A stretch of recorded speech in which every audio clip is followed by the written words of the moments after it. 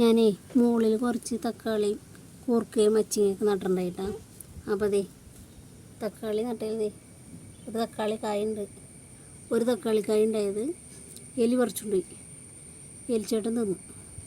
ഏതൊക്കെ കൂർക്ക ഉണ്ടാതെ കുമ്പളത്തിൻ്റെ പൂവുണ്ടായിട്ടുണ്ട്. ഒരു കായ ഉണ്ടായത് അതും എലി കൊണ്ടുപോയി.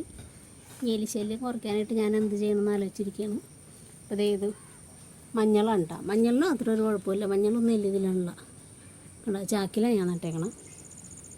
അതിൻ്റെ അകത്തൊരു ചേനട വിത്തും പെട്ടാറിൻ്റെ അതും മുളച്ചിട്ടുണ്ട്. അപ്പോൾ എന്തായാലും ഇതൊക്കെ പറിക്കാൻ നേരത്ത് അതും എടുക്കാം. അപ്പം അച്ചിങ്ങ കാണിച്ചു തരാം കേട്ടോ.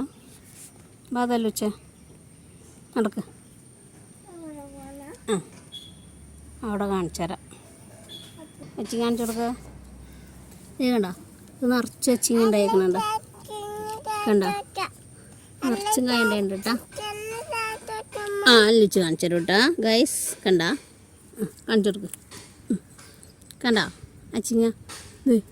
അപ്പോൾ അതെ ഇവിടെ ഉണ്ടായത് പറഞ്ഞത് തിന്ന് പകുതി വെച്ചേക്കാണ്. മാറി കല്ലിച്ചു കാണിച്ചു കൊടുക്കട്ടെ അമ്മച്ചി.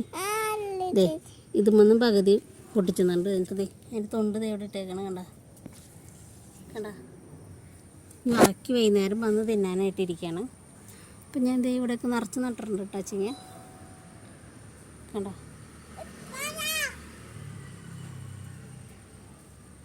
പിന്നെ എലിശല്യം കുറയ്ക്കണം. അതിന് വേണ്ടി എന്താ ചെയ്യേണ്ടതെന്നുള്ളത് നോക്കണം. അപ്പോൾ ഞാൻ കവറ് കെട്ടിടാൻ ഓർത്തിരിക്കുകയാണ്. പിന്നെ ഇത് പാകമായിട്ടുണ്ട്. അപ്പോഴത്തേനും ഇത് വേണമെങ്കിൽ എലി കൊണ്ടുപോകും. അപ്പോൾ ഇതിനെ ഒരു കവറ് കെട്ടിയിടണം എന്ന് ഓർത്തിരിക്കുകയാണ് ഞാൻ. ബൈ ബൈ പറ. Bye.